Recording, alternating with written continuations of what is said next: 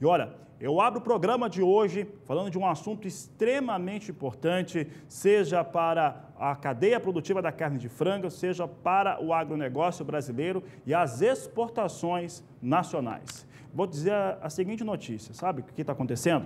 A China vai isentar 14 empresas brasileiras, incluindo BRF e JBS, daquela tarifação antidumping que ela colocou sobre o produto nacional, sobre o produto brasileiro, desde que ela tenha essa carga, ela tenha um valor acima de uma precificação mínima que foi definida pelos chineses. E essa situação cria ainda mais confusão, porque aqui no Brasil se fala, as associações, os responsáveis, que não tem dumping na produção e na comercialização de carne de frango. Mas quem vai falar a respeito deste assunto é a Sara Kirchhoff, que está aqui conosco. Sara, muito boa tarde. Esse é um assunto bastante polêmico e que envolve um produto que é muito importante para as exportações brasileiras. Boa tarde, seja bem-vinda.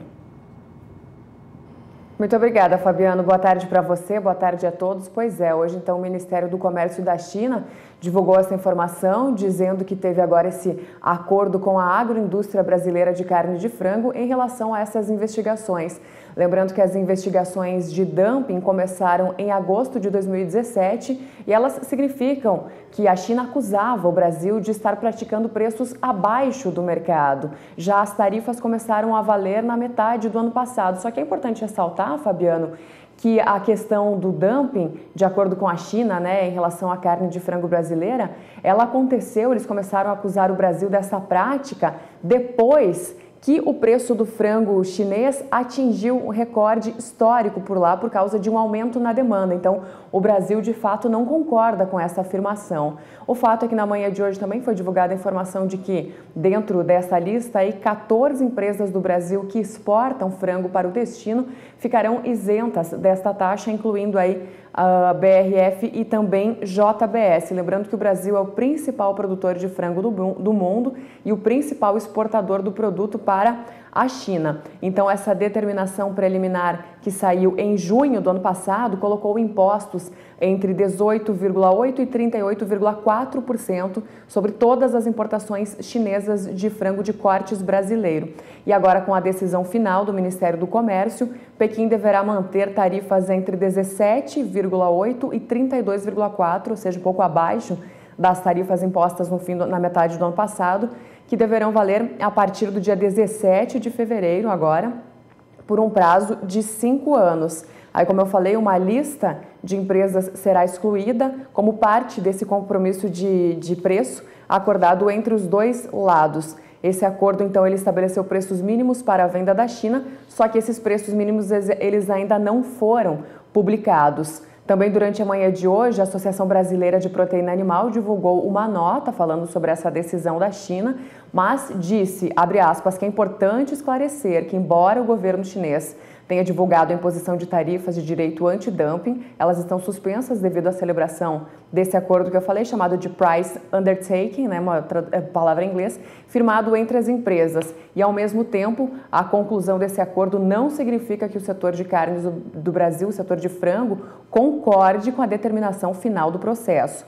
Conforme a própria associação, então, desde o início da investigação, não houve práticas de dumping. E a gente tem uma entrevista exclusiva, um vídeo exclusivo feito para o canal do Boi, na manhã de hoje, com o vice-presidente da Associação Brasileira de Proteína Animal, Ricardo Santin, falando sobre essa questão. E a gente vai ouvir agora o que ele disse. Amigos do canal do Boi, aqui em Dubai, esperando o início da feira GoFood, nos Emirados Árabes Unidos, recebemos essa notícia de que a China impôs tarifas antidumping contra empresas brasileiras. É importante ressaltar, o Brasil não praticou dumping, não reconhece isso como válido e vai recorrer e vai atuar até o último minuto como atuamos no processo contra essa imposição de tarifas. Mas também é preciso acalmar os nossos produtores, porque essa imposição de tarifa ela está suspensa por conta de um acordo de price undertaking, que já vinha sendo praticado pelos brasileiros há mais de um mês. Então, não vai ter um efeito imediato parando de vender produtos para lá. Por quê? Porque essa tarifa que eles anunciaram e que, repito, não é correta, o Brasil não fez dumping, ela não vai ser aplicada porque há um acordo que suspende a aplicação delas pelo período em que a gente cumpriu o acordo de price undertaking. O Brasil, então, vai agora analisar essa decisão, submeter ao governo e ver que tipo de ações vai tomar para defender a nossa indústria e o nosso setor avicultura do Brasil. Ressaltando mais uma vez, então, que 14 empresas ficaram de fora aí dessa taxa, incluindo BRF e JBS. A declaração, mais uma vez eu repito, foi de Ricardo Santin, aí, o vice-presidente da Associação Brasileira de Proteína Animal. Aí, falando dessas duas companhias aqui que estariam isentas das taxas, os papéis, as ações das duas companhias aparecem em alta hoje na Bolsa de Valores de São Paulo, com valorizações aí próximas a 1% para ambas as companhias. Daqui a pouquinho eu volto com mais informações aqui da Bolsa Brasileira de Mercadorias. Fabiano, é com você. Obrigado, Sara Kirchhoff. Até daqui a pouco. Também aproveito para agradecer à BPA, Associação Brasileira de Proteína Animal, e o Ricardo Santin, especialmente, que está em Dubai para esse grande evento, que envolve também a questão da carne de aves no mundo, que gravou para o Canal do Boi hoje mais cedo, trazendo as informações e o ponto de vista, principalmente, da BPA sobre este tema.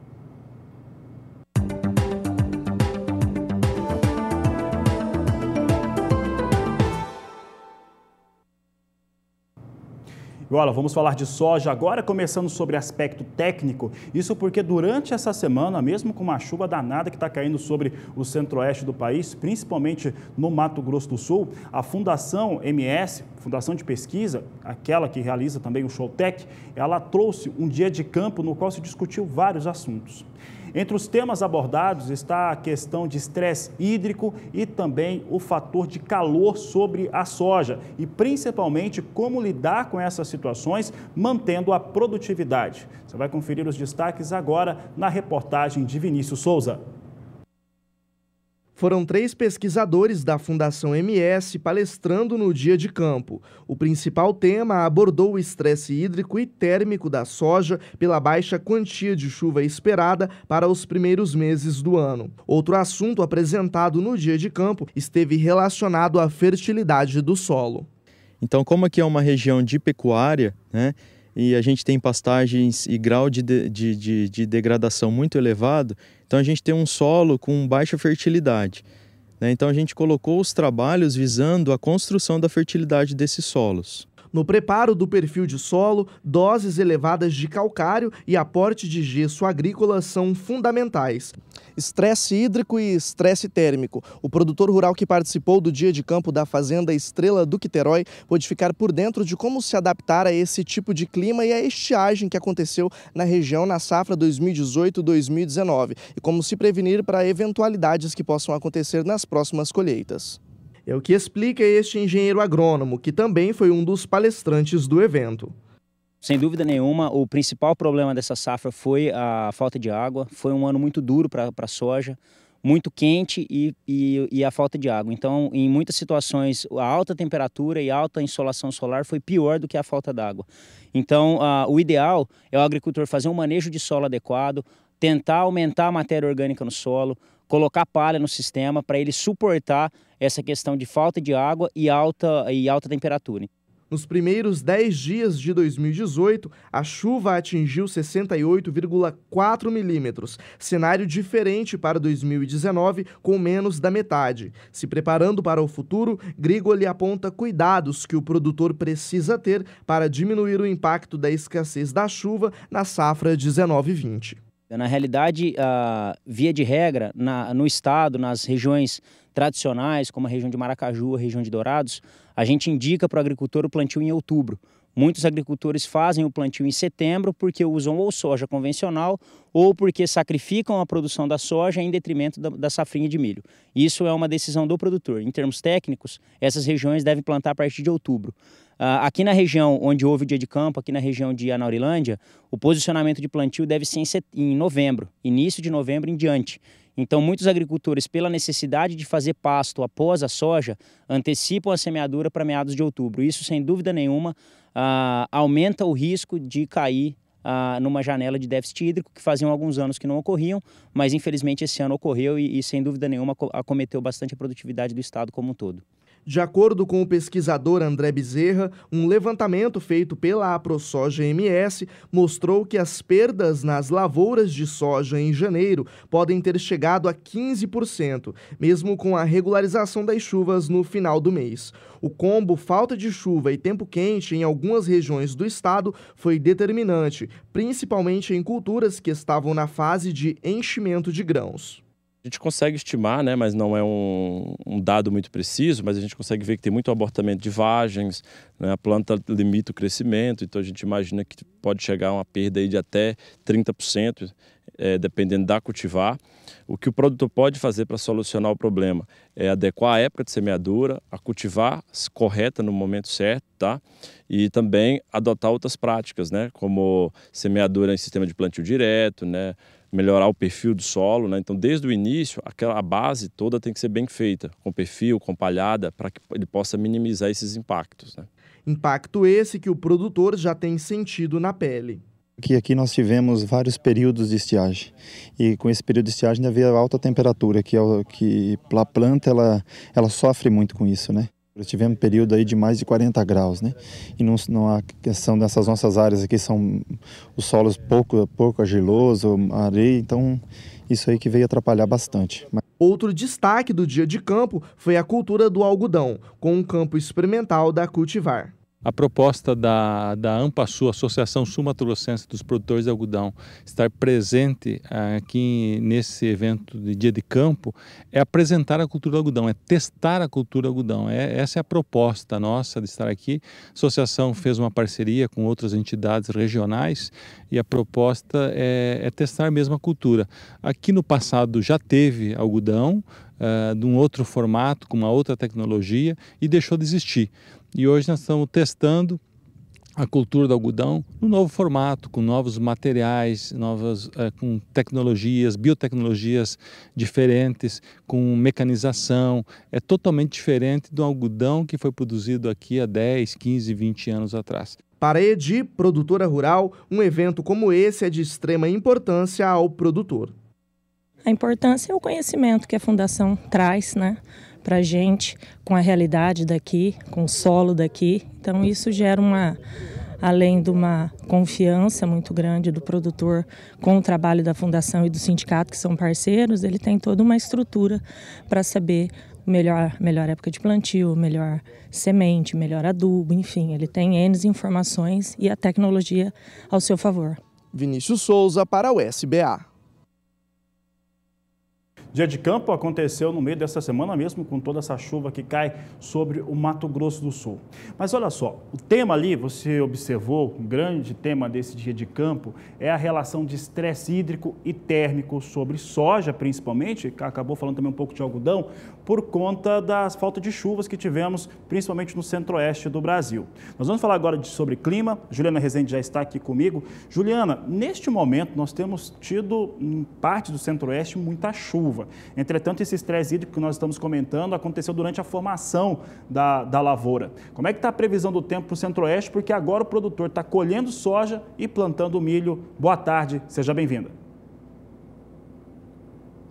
Olá, muito boa tarde, Fabiano. Boa tarde a todos que nos assistem. Pois é, algumas lavouras acabaram precisando mais de chuva do que aconteceu durante o mês de janeiro. Com a atuação do bloqueio atmosférico, tivemos um mês ainda bastante seco, justamente numa fase que as lavouras precisavam dessas instabilidades. Agora, fevereiro já começou com um cenário bem diferente. As instabilidades migram cada vez mais para a região central do país, por conta do avanço de frentes frias pela costa brasileira. Então, por isso, já começamos essa primeira quinzena do mês com bons episódios de chuva. Somente nessas últimas horas, entre a noite de ontem até amanhã dessa sexta-feira, já tivemos acumulados próximos de 40, 50 milímetros em alguns pontos da região centro-oeste. A situação de umidade do solo segue elevada, porque a chuva segue persistente na região, índices que variam em torno de 80% a 90% de umidade no solo.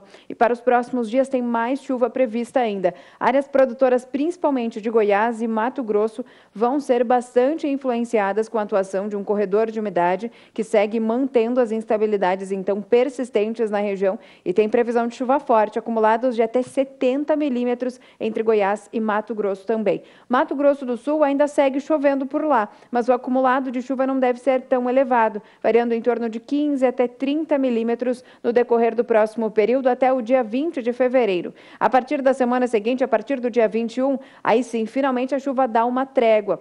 A chuva ainda não cessa, tem instabilidades ainda em áreas produtoras de todo o centro-oeste, só que diferente desses próximos dias, onde as pancadas seguem bastante intensas e volumosas, a próxima semana já será de chuva mais amena, com menor volume de água, tanto que os acumulados nos 3 estados da região devem variar em torno de 15 milímetros. É apenas o norte do Mato Grosso que ainda deve receber essa chuva um pouco mais expressiva, mais volumosa e também mais duradoura na região.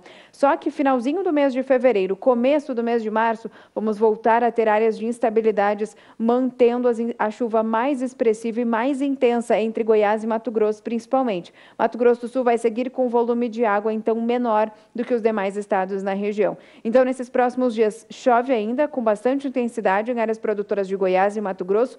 Semana seguinte, a chuva diminui um pouco, mas não deve vir de forma tão persistente. Isso porque o mês de fevereiro já termina com instabilidades voltando a migrar para a região centro-oeste e o mês de março também começa com chuva ganhando intensidade, então, em áreas produtoras da região central brasileira. Daqui a pouco eu volto com mais previsão do tempo.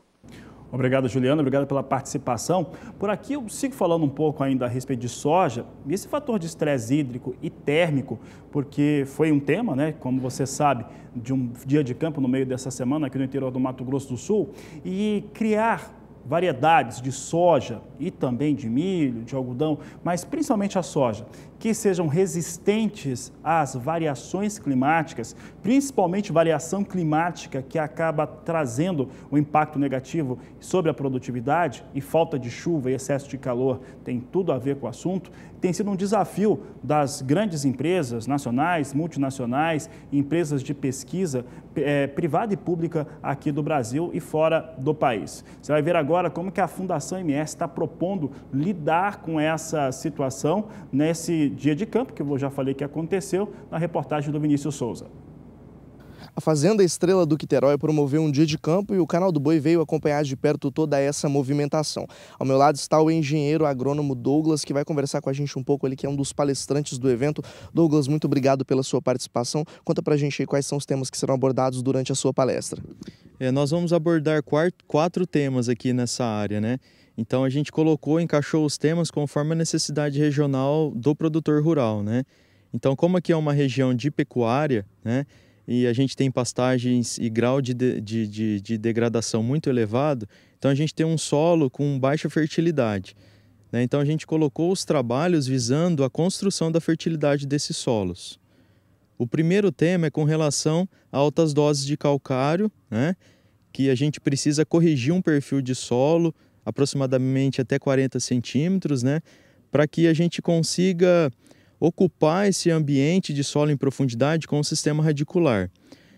O segundo tema é com relação à utilização de gesso agrícola, né? Então, o gesso agrícola, nesse ano que a gente teve um período de estresse muito severo, né? Ali entre novembro e dezembro, que pegou principalmente o período de reprodutivo da cultura da soja, né? Esse experimento mostrou para nós a importância da gente preparar o perfil também com gesso agrícola, né, e até em doses elevadas também, né? Então isso permitiu com que a raiz aprofundasse e explorasse um volume de solo maior, né? E isso utilizou a água de subsuperfície, né? Isso ajudou no desenvolvimento da planta e também no pegamento de flores e vagem. O terceiro ponto é com relação à utilização de fósforo, né? Então esses solos aqui da região são solos pobres com relação a fósforo, e o fósforo é um nutriente muito importante porque é um nutriente que move toda a parte energética da planta, né? Então esse nutriente é importante para que a planta se desenvolva e produza soja que dê rentabilidade para o produtor. Então a gente tem também esse experimento para avaliar doses de fósforo. O quarto ponto é com relação a potássio, né? É um macronutriente também de importância fundamental nesse tipo de solo. Esse tipo de solo é um solo de textura média, então aproximadamente 20 a 25% de argila, né? Então com uma CTC de aproximadamente 5, 6 centimol, então é importante a gente manejar o potássio de uma maneira diferente do que outros ambientes, por exemplo, solos argilosos, né? Então a gente precisa fazer o parcelamento do potássio nesse ambiente de solo mais leve. Outro ponto muito importante é a escolha dos produtos corretos. A gente analisa aqui um experimento, né, Douglas? Explica pra gente o que foi feito aqui. Esse trabalho ele aborda a questão de preparo de perfil de solo, né? Então para trabalhar o perfil de solo, a gente tem que colocar doses elevadas de calcário, né? Além da dose elevada de calcário, a gente tem que fazer o aporte de gesso agrícola. Aqui nesse trabalho fica nítido para nós o melhor desenvolvimento da cultura quando a gente aportou o gesso agrícola linkado com altas doses de calcário. Então, o importante é a gente linkar altas doses de calcário com a dose correta de gesso agrícola. Não dá para a gente trabalhar doses elevadas de calcário e não fazer o aporte de gesso agrícola. Então, o conjunto dessas duas técnicas auxiliaram o desenvolvimento da cultura tanto em parte aérea como em sistema radicular. Vinícius Souza para o SBA. O que eu vou mostrar agora, como que vem a soja sendo negociada nos portos de acordo com a Grãos Corretora. Veja só que a Grãos nos traz hoje Santos e Paranaguá com negócios a R$ 77,00 a saca de 60 quilos. Quem acompanha diariamente o Agricultura BR sabe que aqui tem uma queda. Ontem nós tínhamos o valor a R$ 79,00 a saca, nesse mesmo horário, agora por volta de meio-dia e 45, meio-dia e 46, que é o horário que nós temos neste momento em Brasília. Estava R$ 2,00 mais elevado. O que é que aconteceu? O dólar cedeu e aí trouxe esse impacto sobre os valores negociados com soja no Porto de Santos e também Paranaguá. Daqui a pouco a Agricultura BR traz mais informações para você. Vou falar da Dinapec, vou falar da participação do Sebrae nesse grande evento que acontece na próxima semana e o Canal do Boi é a emissora oficial. Aproveita que nós vamos para o intervalo e entre em contato conosco. Você entra em contato através do Facebook, do Twitter e também do nosso WhatsApp. O número é 67996562266. Voltamos já!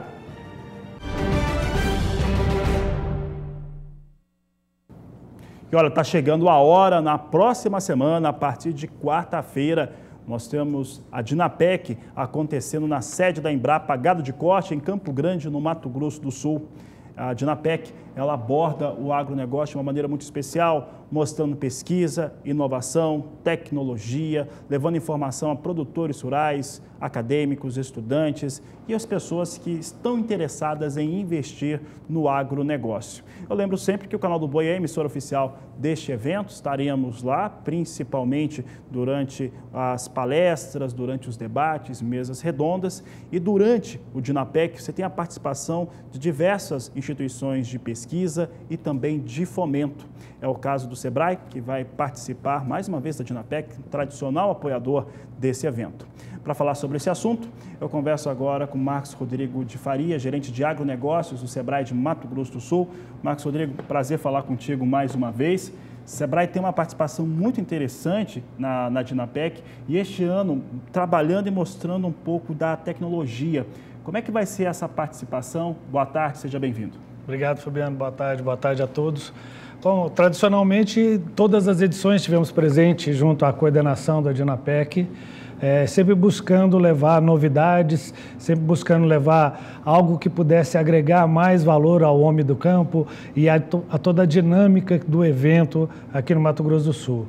Esse ano, além de organizar algumas oficinas voltadas ao produtor, tanto na parte da comercialização quanto na parte de organização dos custos de produção, então são duas oficinas que estão programadas. O Sebrae esse ano organizou junto com o comitê da Dinapec a levar algumas tecnologias para o homem do campo.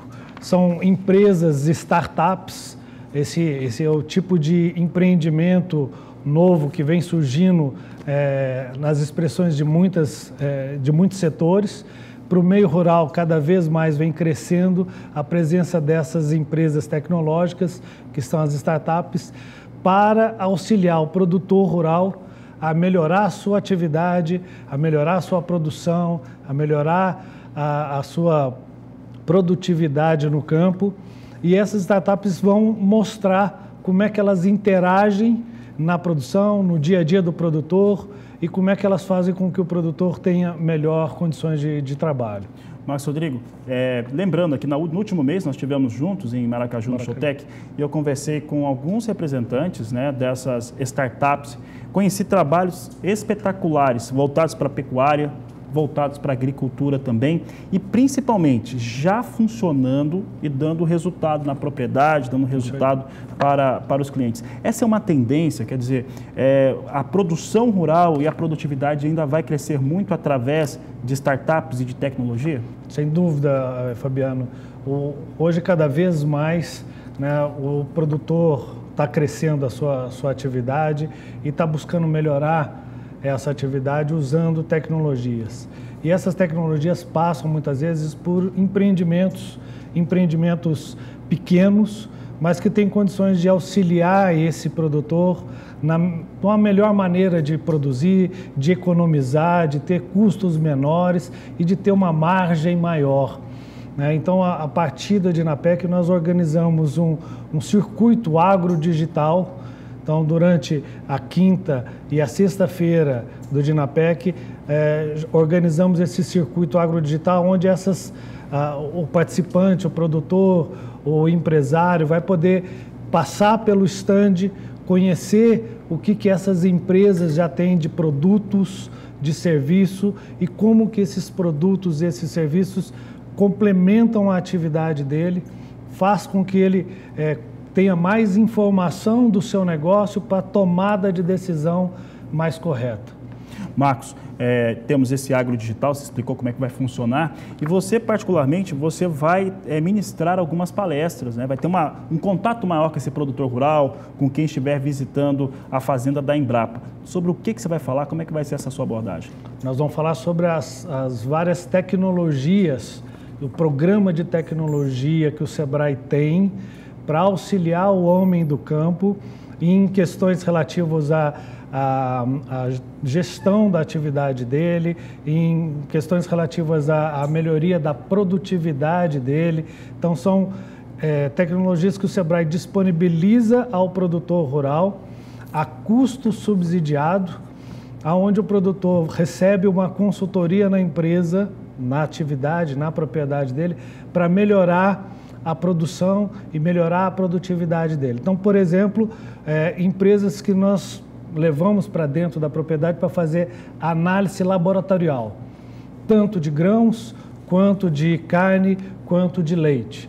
Então, esse tipo de acesso a tecnologias, o Sebrae oferece através do programa Sebrae Tech, e isso nós vamos abordar para o produtor para mostrar o que ele pode ter com auxílio do Sebrae para que ele melhore o dia a dia da produção dele.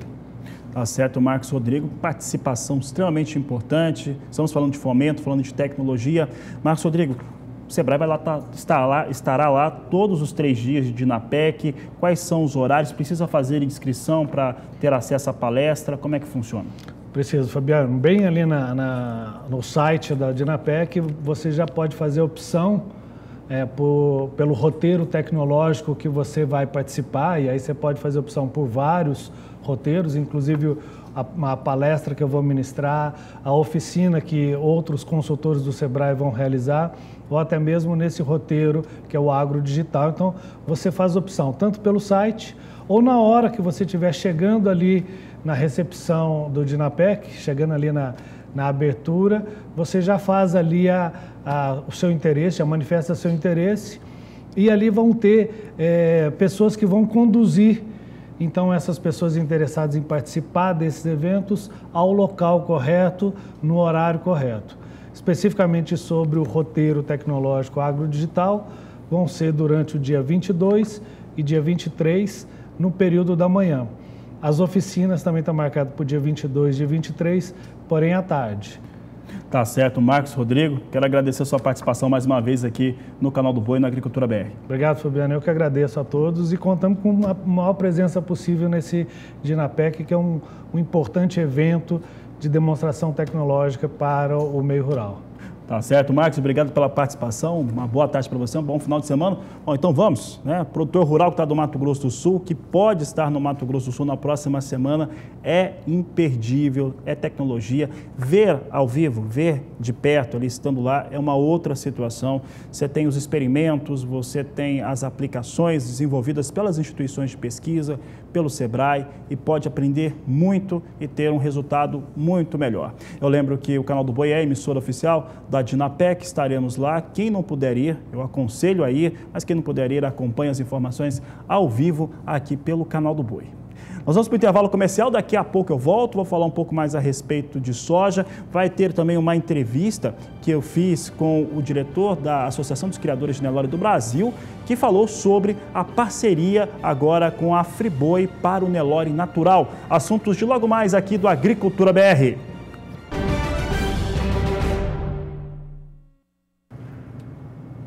E o Agricultura BR agora traz a sua participação, a participação do telespectador por aqui no quadro Agricultura BR Responde.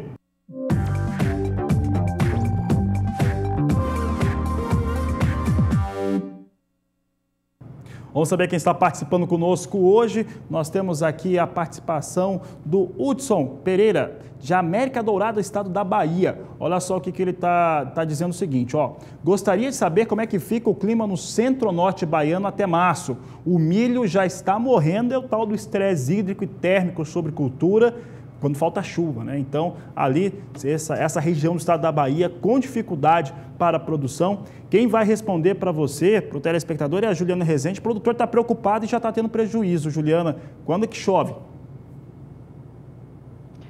Olha, Fabiano, tem previsão de chuva avançando já nesses próximos dias. O cenário segue um pouco mais otimista. Agora, com as instabilidades mais abrangentes por grande parte do país, aos poucos a chuva vai se aproximando, vai se espalhando cada vez mais pelo interior da Bahia. E realmente, algumas áreas produtoras do norte da Bahia já não recebem chuva significativa para a agricultura, aquela chuva com acumulados que superam os 10 milímetros em apenas um único dia, há pelo menos 20, 30 dias então na região. Agora, nesses próximos dias, como temos muita instabilidade avançando pelo interior do país, até meados do dia 20 tem previsão de chuva para grande parte do interior da Bahia. Áreas a oeste, centro e sul vão seguir recebendo pancadas mais expressivas.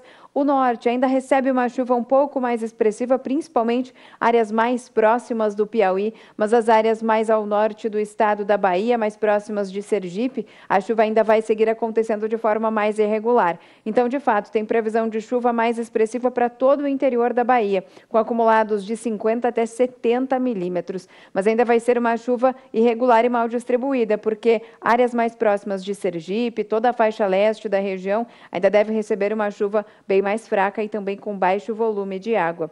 No decorrer do segundo período, entre os dias 21 e 25 de fevereiro, a chuva já diminui em todo o estado baiano. E aí, no decorrer do terceiro e último período, entre finalzinho de fevereiro, começo do mês de março, já tem previsão de retorno das chuvas de forma gradual. Então, agora, nesses próximos dias, áreas mais ao norte da Bahia recebem acumulados um pouco mais expressivos, mesmo que seja uma chuva um pouco mal distribuída. A partir da próxima semana, com a diminuição das instabilidades, o risco para uma chuva mais expressiva já diminui bastante. E março já começa o mês com instabilidades começando a avançar, principalmente áreas mais ao norte da região, e aí durante todo o mês de março a expectativa é de regularização em grande parte do interior da Bahia, com pancadas de chuva mais persistentes e duradouras, que conseguem avançar, então, grande parte das áreas mais ao norte, especialmente áreas produtoras baianas. Daqui a pouco eu volto com mais previsão do tempo. Obrigado, Juliana Rezende. Até daqui a pouco. Então, está aí respondido para o nosso telespectador Hudson. No estado da Bahia, está com o milho já em dificuldade térmica, hídrica, passando dificuldade. Então, fica aí o recado para ele. Vai ter chuva, mas ainda vai demorar um pouquinho para isso acontecer.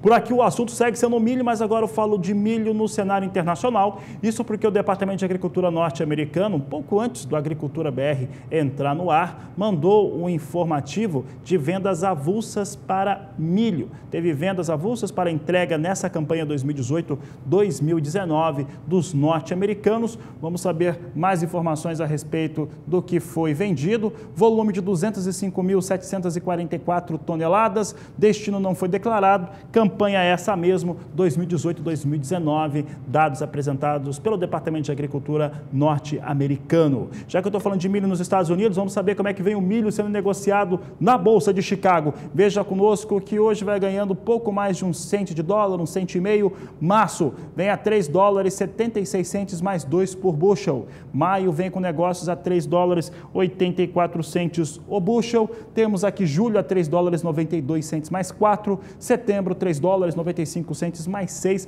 Posições negociadas abaixo de $4 no mais curto prazo, nas 4 posições de mais curto prazo. Daqui a pouco a Agricultura BR volta, que nós vamos para o intervalo comercial e você vai ver informações a respeito da parceria entre a CNB e também Friboi em relação ao Nelore Natural. Temas de logo mais aqui do Agricultura BR.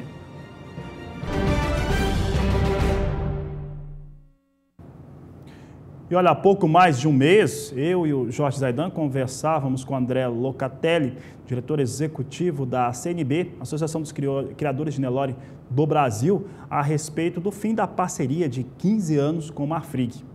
Nesta última quinta-feira, tivemos a confirmação via o JBS Friboi, que foi firmada uma nova parceria entre Friboi e a CNB, para o abate dos animais Nelore natural, dentro dessa qualidade, e fazendo com que esse programa tenha continuidade. Para falar a respeito deste assunto, eu conversei com o André Locatelli. O André Locatelli, que é o diretor executivo da CNB, e eu agora falo com ele, falando a respeito do que representa essa retomada para a CNB. E André, além de ter a retomada do programa, como é que ficam agora os prêmios pagos para o produtor rural, para o pecuarista? Boa tarde. A parceria no programa de qualidade Nelore Natural com o JBS Friboi, essa parceria ela já inicia em funcionamento de imediato, já está disponível em 36 unidades do Friboi em 10 estados do país, e ela tem um propósito bastante amplo, tá?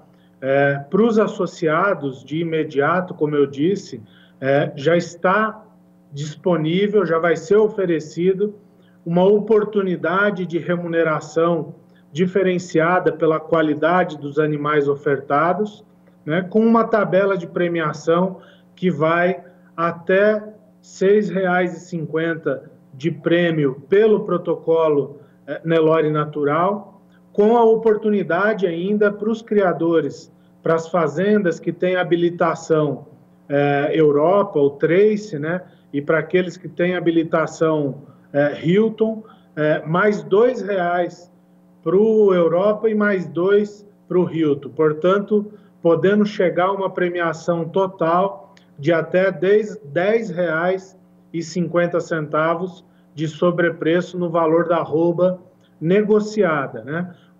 Essa premiação, ela incide sobre o valor que o pecuarista negociar diretamente com a compra de boi de cada unidade, respectivamente.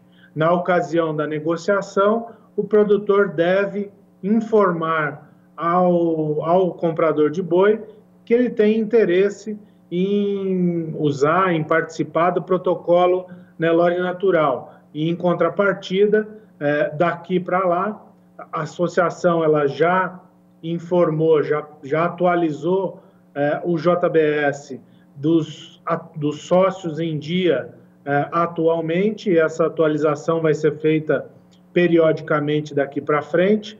Então, o pecuarista, constando no cadastro da JBS como sócio em dia da CNB e informando o interesse de participar do protocolo Nelore Natural, ele automaticamente vai concorrer, vai ter oportunidade de conquistar essas premiações, obviamente de acordo com a qualidade, de acordo com a classificação dos animais que ele encaminhar para o abate, né?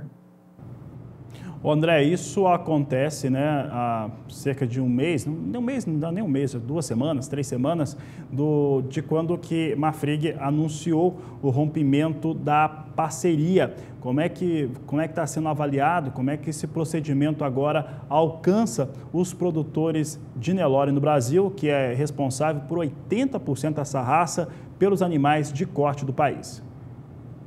Há alguns dias, de fato, a gente interrompeu a parceria com a Marfrig, que, como você disse, durava já 15 anos. Por decisão da própria Marfrig, ele decidiu interromper. Foi uma parceria muito positiva. Ao longo desses 15 anos, a Marfrig sempre honrou com todos os compromissos e sempre foi uma grande parceira da associação. Mas, enfim, essa parceria ela interrompeu há alguns dias e deu a oportunidade para que a gente conversasse então com a JBS e buscasse uma continuidade do projeto. Para o associado, então, a gente oferece essa nova oportunidade para aqueles que tiverem interesse, que acharem interessante participar e abater os seus animais em unidades da JBS, a gente vai ter essa oportunidade de remuneração diferenciada, né? O programa ele se torna mais amplo em relação ao que ele era até o ano passado, né, que a gente atuava em 4 estados do país e, como eu disse, passamos a 10 estados em 36 unidades.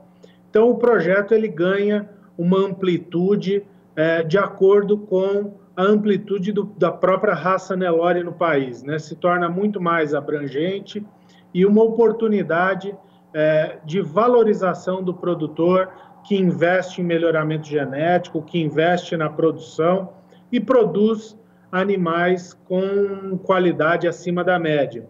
Um fato importante é que essa nova fase com a JBS, nós vamos retomar também o trabalho de promoção e valorização da carne com o selo Nelore Natural. Então, já estamos aí programados, em breve, ainda esse semestre, realizar algumas ações com a colocação no mercado da carne com uma das marcas da JBS e com o selo Nelore Natural. Então, voltamos a atuar de forma plena no programa Nelore Natural, não só valorizando o produtor, mas também fazendo chegar até o consumidor final um produto diferenciado, com garantia de origem, com qualidade controlada e mostrando ao consumidor efetivamente as qualidades da carne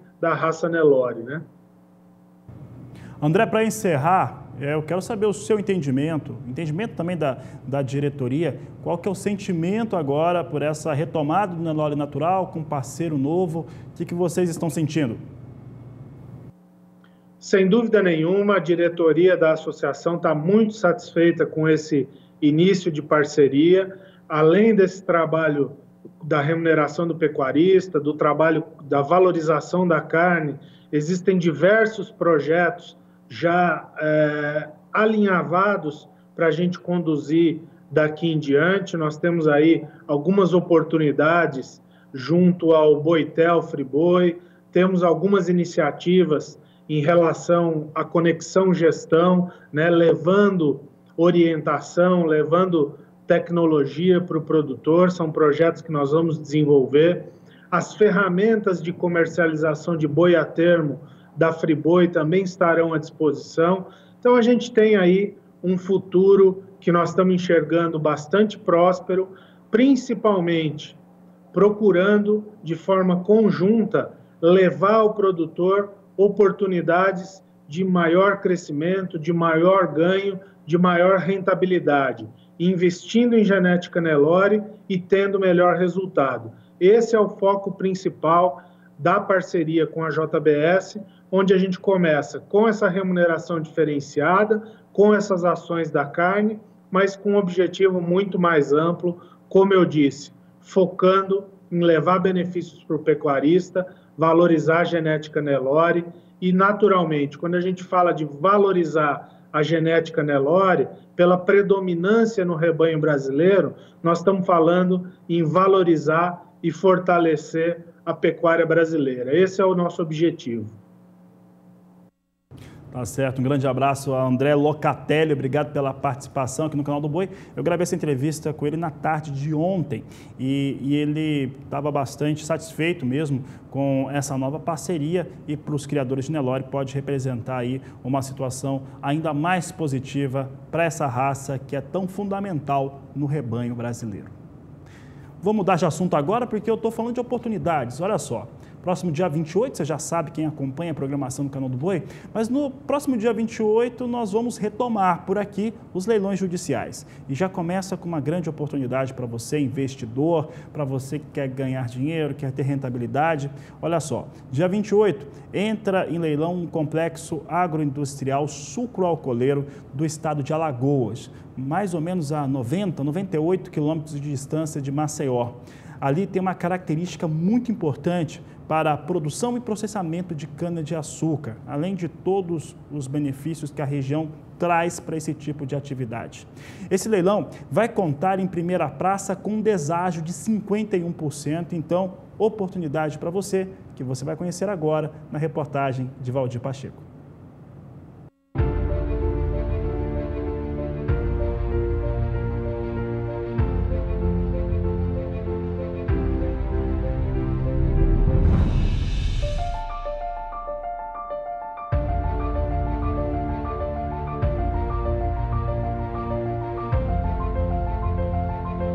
A expectativa para a safra 2018-2019 de cana é positiva para os alagoanos. E aqui surge uma grande oportunidade para você investir na produção sucroalcooleira no estado de Alagoas, através do leilão judicial da massa falida Lajinha Agroindustrial, Unidade Guaxuma.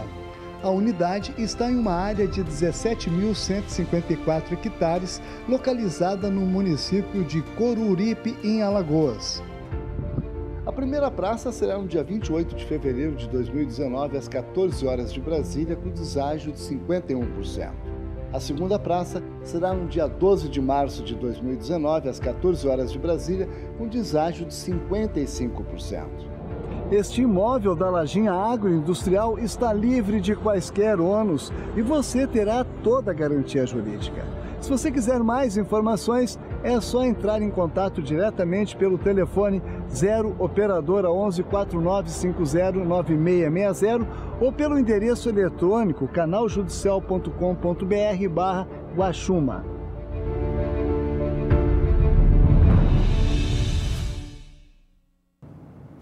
Está aí a oportunidade para investidores, produtores rurais, quem quer fazer bons negócios. E daqui a pouco, depois do intervalo, vou falar sobre o início oficial da colheita da uva lá no Rio Grande do Sul e ainda a atualização de tabela de fretes, um assunto que vai e volta, continua e deixa muita gente preocupada. Assuntos de logo mais aqui no Agricultura BR.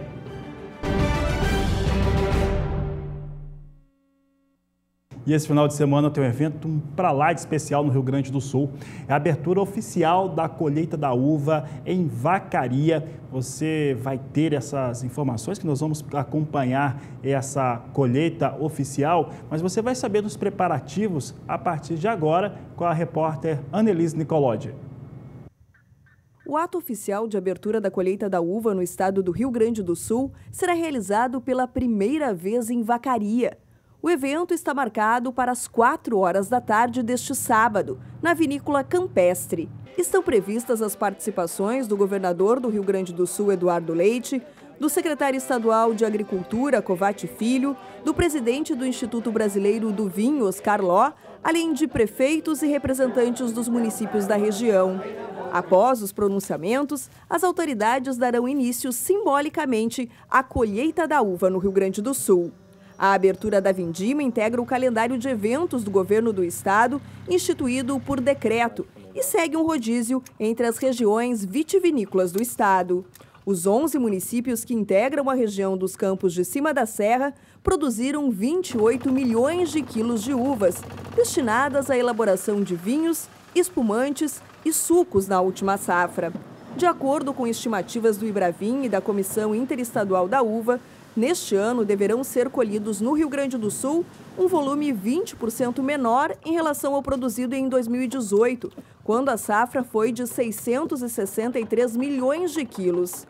O estado do Rio Grande do Sul é responsável por cerca de 90% da produção de uvas destinadas ao processamento de vinhos, espumantes e sucos, e também por aproximadamente 90% da elaboração de produtos vinícolas no Brasil.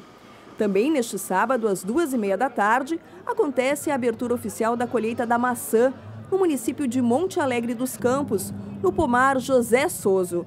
A estimativa da Associação Gaúcha dos Produtores de Maçã é de uma produção entre 450 mil e 470 mil toneladas, volume levemente superior ao do ano passado. O destaque é para a qualidade da fruta, mais lisa, brilhante e maior do que a safra passada.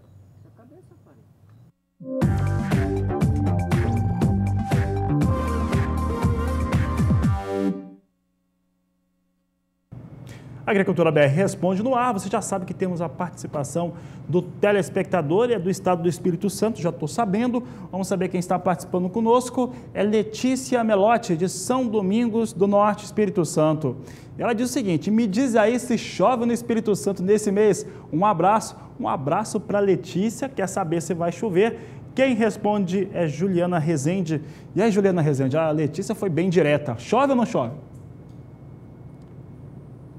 Tem previsão de chuva sim, Fabiano, para o Espírito Santo. As áreas de instabilidade seguem atuando na região sudeste, só que essa chuva do Espírito Santo ela ainda vai vir com acumulados um pouco mais baixos. Até meados do dia 20 de fevereiro, tem previsão de chuva ganhando um pouco mais de intensidade apenas no norte do estado. Nas demais áreas, previsão de chuva mais irregular, com baixo volume de água. E essa chuva do norte do estado é que tem risco para volumes de água que podem até superar os 30 milímetros já nesses próximos dias. A partir da segunda quinzena, entre os dias 21 e 25 de fevereiro, a chuva já começa a diminuir de intensidade na região. E aí no Espírito Santo, com a chuva menos intensa, acaba ficando cada vez mais irregular. Chuva bem mal distribuída e com baixos volumes de água, onde não ultrapassa os 15 milímetros no estado.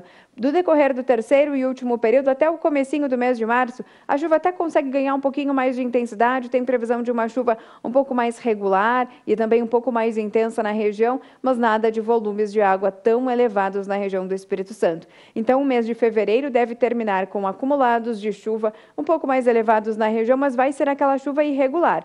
Tem previsão de pancadas de chuva? Pode ser que essa chuva não aconteça de forma abrangente em todo o estado, mas sim o mês de fevereiro termina com bons episódios de chuva, especialmente no norte do Espírito Santo. Hoje eu encerro por aqui a minha participação. Semana que vem eu volto com mais previsão do tempo. Um bom final de semana a todos. Ótimo final de semana para você, Juliana. Obrigado pela participação. Por aqui, o Agricultura BR agora traz um assunto que é daqueles de maior preocupação. O adiamento do julgamento, a decisão do tabelamento de frete pelo ministro Luiz Fux deixou todo mundo insatisfeito. O setor agropecuário tem satisfeito, o senhor que está em casa sabe disso. Os caminhoneiros também estão satisfeitos. O que mostra que essa situação está muito, mas muito longe mesmo de ser resolvida. É o que nós vamos acompanhar agora na reportagem de Catarina Martorelli. A decisão do ministro de suspender todos os processos na Justiça sobre o tabelamento do frete frustrou o setor agropecuário, que aguarda desde o ano passado por uma decisão definitiva. Na verdade, ele está sendo coerente, né, com aquilo que ele fez. Ou seja, ele não decidiu. Como ele não decidiu, se ele deixa que todas as liminares continuem andando, é como se ele estivesse anulando a lei. Então, ele está antecipando a decisão dele. Apesar de não decidir pela constitucionalidade ou não da lei, Fux manteve a multa aplicada a quem não cumprir os preços mínimos, o que incomodou ainda mais o setor, que só acumula despesas desde que o tabelamento foi instituído. Muitas empresas, inclusive, investiram pesado em frotas próprias para diminuir os impactos. É mais uma vez uma derrota para o setor produtivo, né? Porque nós esperávamos que o ministro Fux tomasse a decisão no momento adequado de declarar constitucional ou inconstitucional a lei. e não ficar empurrando com a barriga igual ele fez. Os transportadores autônomos também não estão nada satisfeitos. Eles têm se reunido para discutir o frete. São a favor da tabela, mas contra o frete retorno. Alegam que os custos da ida são os mesmos da volta. Catarina Martorelli, para o SBA. Com essas informações que são sempre preocupantes, eu vou encerrar essa edição do Agricultura BR, lembrando a você que logo mais estaremos de volta na terceira edição às 17h20.